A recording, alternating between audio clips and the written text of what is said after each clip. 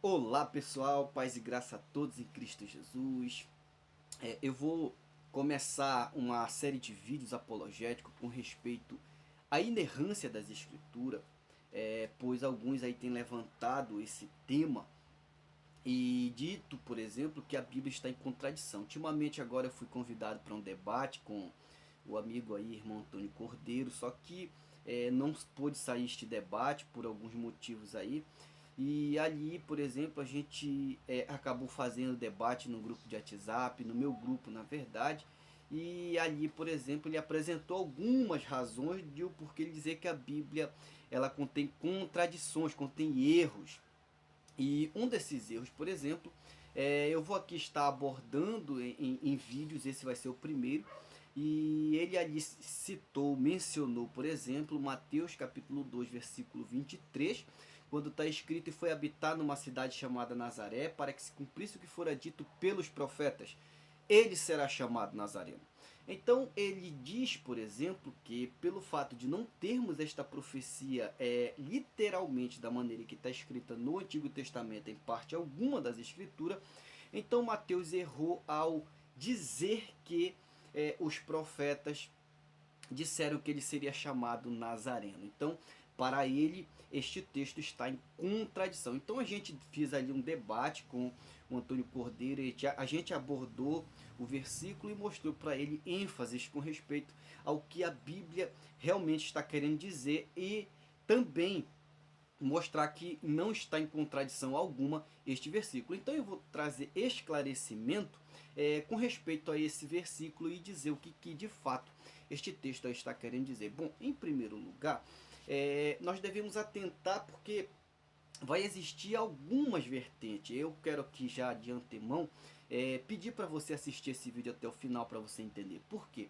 Porque ele pode demorar um pouquinho, porque ele pode demorar um pouquinho, então eu vou ter que explicar aqui alguns pontos para que nós possamos entender. Então existe algumas vertentes teológicas que acreditam, por exemplo, na possibilidade do que esse versículo queira dizer. Por exemplo, alguns entendem que esse será chamado Nazareno seja uma menção à profecia de Isaías, capítulo 11, versículo 1, que diz que do tronco de Jessé iria nascer das suas raízes, iria brotar um renovo. E ali a palavra renovo no hebraico é a palavra netzer. Então eles entendem, já que a palavra ali hebraica é netzer, e é uma menção messiânica, uma menção ao Messias. E nesse contexto, por exemplo, eles dizem que Nazaré é uma referência a esse renovo de Isaías. Eu não creio assim. Outros vão entender, por exemplo, que essa profecia seja uma menção, por exemplo, ao voto de Nazireu, que aparece em Números capítulo 6, também lá em Juízes 13, versículo 17. Nazireu significa consagrado. Então, alguns entendem que ele será o renovo, né? Nazaré é uma menção ao renovo, né? Que é ali da profecia de Isaías 11 primeiro. Outros entendem porque ele seria Nazireu consagrado. Então Jesus iria ser, digamos assim, conhecido como um crescimento, um renovo espiritual para a nação, e outros entendem que ele seria conhecido como Nazireu consagrado. Só que quando nós lemos o texto de Mateus capítulo 2, versículo 23, ele não dá margem para isso. Por quê? Porque o texto ali, o texto citado, ele vai dizer assim, ó: ele será chamado. A expressão ele será chamado significa a identidade, a maneira como Jesus seria conhecido. Então, ali quando diz ele será chamado, não é uma menção, digamos, a uma pequena parte, mas uma menção à massa. É como que olhando de uma maneira geral, uma visão panorâmica, e dando o conceito que essa multidão iria falar com respeito a Cristo. Então, quando diz ele será chamado, é a maneira que a multidão, é a maneira que as massas iriam conhecer Jesus. E quando nós olhamos para a Bíblia, nós percebemos que Jesus nunca foi conhecido como, por exemplo, nunca foi chamado, conhecido, identificado pelas multidões como alguém consagrado. Do contrário, sempre as multidões ali sendo inflamadas. Também ele não era conhecido como uma pessoa, por exemplo, que estava trazendo crescimento para o povo. Na verdade é o contrário. Ali, por exemplo, o que a gente percebe no capítulo 8 do livro de João, versículos 57 ao 59, ali a multidão querendo apedrejar Jesus.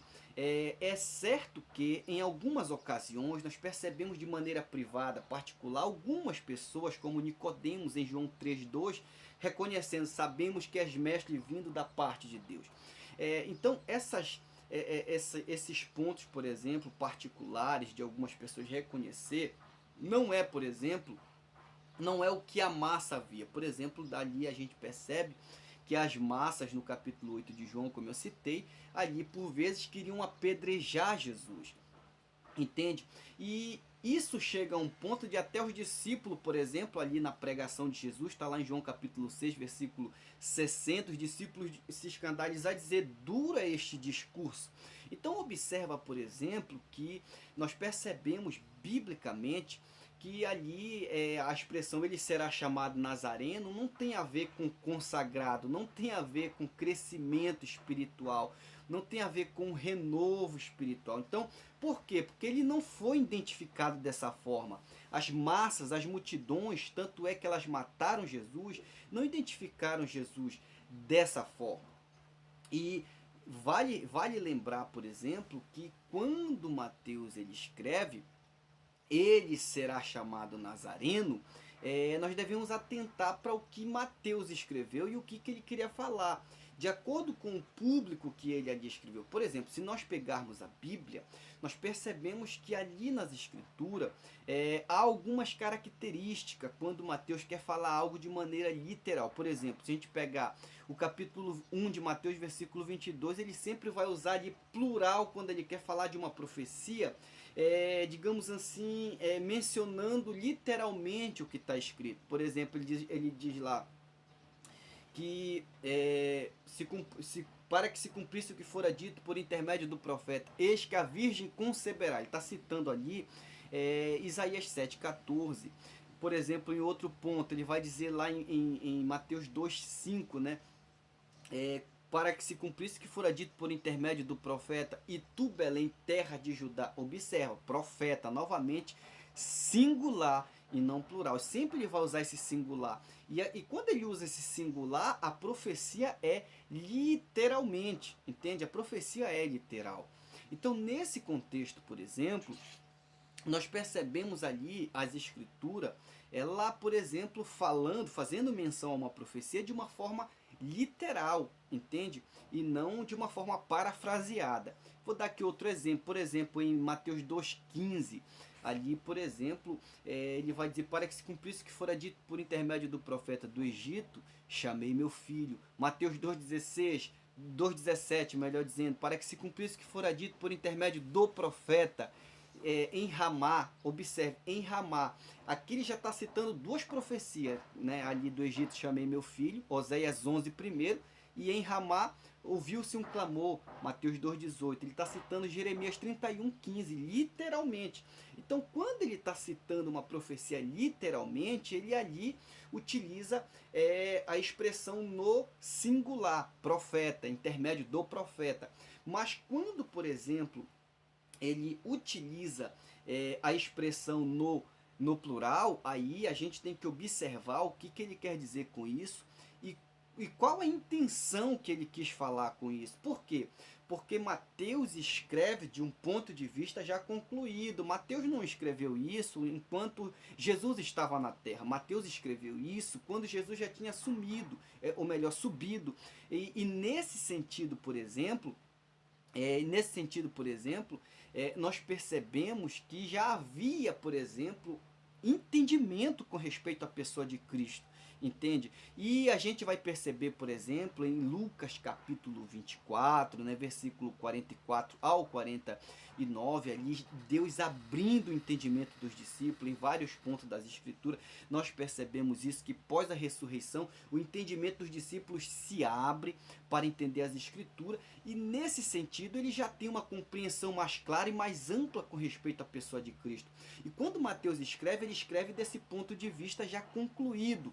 Então, quando ele diz assim, ó, para que se cumprisse o que fora dito, observe, pelos profetas, ele não diz pelo profeta. Então, quando ele diz pelos profetas, o que nós temos que analisar é que não é somente um, mas são mais de um profeta, entende? E nesse contexto, por exemplo, nós temos que entender o que ele quis dizer com isso, ok? Porque não se trata de uma única profecia. Então, nesse aspecto, o que nós temos que observar com respeito à palavra de Deus? Que essa profecia, por exemplo, que ele está mencionando, está nas escrituras. E qual que é o entendimento que se tinha com respeito ao que ele está falando para o seu público? Por exemplo, quando ele diz pelos profetas, ele será chamado Nazareno. Então vamos lá. Primeiro ponto. Nazaré é uma cidade, nos dias de Jesus, era uma cidade que ela era, digamos assim, desprezada, literalmente. Nazaré era uma cidade da Baixa Galileia, daquela região ali, quase na fronteira de Israel, ali naquelas regiões.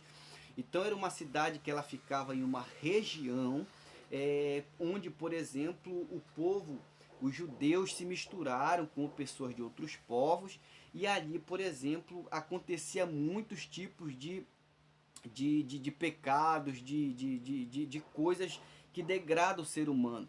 Então ali aconteciam prostituição, orgia e uma série de coisas, aonde os judeus de outras regiões de Israel se escandalizavam, e com isso eles desprezavam Nazaré. Nazaré era um local de desprezo, tanto é que lá em João capítulo 1, versículo 46, ali, por exemplo, Natanael vai dizer, pode vir alguma coisa boa de Nazaré? Então veja que Nazaré tem esse desprezo. E observe também lá no capítulo 7 do livro de João, versículo de número 50, 51, ali, por exemplo, os fariseus dizendo assim, lê, examina, que não se levantou o profeta da Galileia. Então a Galileia é esse local de desprezo. E nesse contexto, por exemplo, Nazaré ganha esse conceito, ganha essa ideia de uma cidade desprezada. Então quando ali o evangelista diz, ele será chamado Nazareno, a ideia ali, por exemplo, é que Jesus, o Messias, seria desprezado, entende? O Messias, ele seria desprezado. E é exatamente com respeito a isso que, por exemplo, o evangelista está querendo dizer, citando, dizendo que os profetas disseram que ele seria chamado Nazareno. Em que sentido? No sentido que ele seria desprezado. E de fato, os profetas profetizaram o desprezo messiânico. Eu vou aqui citar alguns textos. Por exemplo, Isaías capítulo 53, versículo 2, diz, por exemplo, que nenhuma beleza nele víamos para que o desejasse. Ele era desprezado. Entende?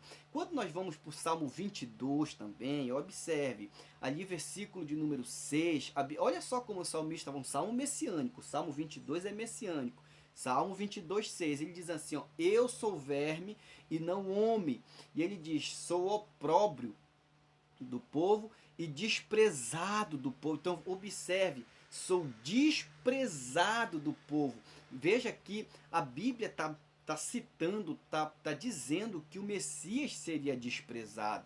Quando nós lemos, por exemplo, o Salmo 69, versículo 8, ali, por exemplo, a Bíblia diz, por exemplo, que, olha só como ele diz, eu sou eu sou desconhecido dos meus irmãos e sou estranho dos filhos de minha mãe. Observe, tornei-me estranho dos filhos de minha mãe. Observe, por exemplo, e o versículo 9 ele diz, Salmo 69, versículo 8. Agora observe o versículo 9 como ele diz: pois o zelo da tua casa me devorou. Então veja bem, esse salmo ele também é messiânico e ele está falando exatamente das afrontas que o Messias iria sofrer.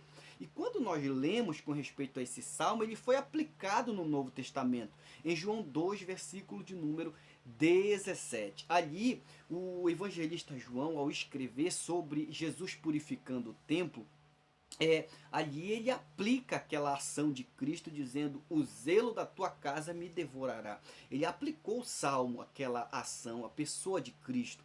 Então veja que agora o entendimento dos discípulos está voltado para isso. Então eles entenderam que esse salmo era messiânico, eles entenderam essas afrontas que Jesus passou e aplicaram o salmo a Cristo. E Mateus sabia disso, tanto é que lá no capítulo 21, versículo 12 e 13 de Mateus, Mateus ele vai citar o Salmo 69, versículo de número 9. Entende? Ele cita, ele sabia das afrontas que o Messias iria passar, ele sabia, ele tinha exatamente o conceito, o entendimento de quem Cristo seria. Então, quando ele cita, por exemplo, dizendo: para se cumprir isso que fora dito pelos profetas ali, irmão, é uma menção, por exemplo, não a algo literal, não a algo, por exemplo, exato. Quando Mateus quer falar de algo exato, ele fala profeta, mas quando ele quer falar de algo ali, digamos assim, filosófico, conceituado, ele diz profetas. Então ali não é se tratando de uma profecia literal, mas é se tratando de uma paráfrase conceituada em cima daquilo que Cristo seria na terra. Então ele será chamado Nazareno, ou seja, ele será desprezado. Se nós formos para o capítulo 6 de Marcos, versículo de número 3, 4 e 5 ali, eles se escandalizavam em Cristo, dizendo: não é este o carpinteiro, filho de Maria, não estão conosco seus irmãos? Se escandalizavam em Cristo, desprezavam Jesus. Então Jesus ele sofreu este desprezo, tanto é que o povo, os judeus, mataram Jesus. Então, Jesus ele era desprezado do povo. Então, é que eu quero recapitular novamente o que ali, por exemplo, está escrito em Mateus capítulo 2 e mostrar que não está em contradição alguma com as escrituras, quando ele diz, por exemplo, em Mateus capítulo 2, versículo 23, diz: e foi habitar numa cidade Nazaré, chamada Nazaré, para que se cumprisse o que fora dito pelos profetas: ele será chamado Nazareno, ou seja, ele será desprezado. E este conceito era o conceito que Israel tinha, era o conceito que o público da sua época tinha com respeito ao que Mateus escreveu. Isso não foi um problema, isso era familiar para eles. E Mateus tinha exatamente essa ideia, tinha exatamente essa intenção ao escrever o que ele escreveu no capítulo 2 do seu livro, versículo de número 23. Isso não está em contradição alguma, isso não é um erro com respeito ao que Mateus escreveu, tá bom? Que Deus abençoe a todos. Se você tiver uma dúvida com respeito ao que eu falei aqui, você pode perguntar, porque nós estaremos prontos para responder. Só quero aqui deixar bem claro que eu não estou disposto a responder para implicantes, ok? Você pode fazer seus comentários aí embaixo, e até mesmo comentários contraditórios. Agora, se for implicância, eu não vou responder. Não vou me dar o trabalho de responder, tá bom? Que Deus abençoe a todos. Espero ter lhe ajudado e que toda a honra, toda a glória, todo o louvor seja dado ao nosso Deus. Deus abençoe a todos.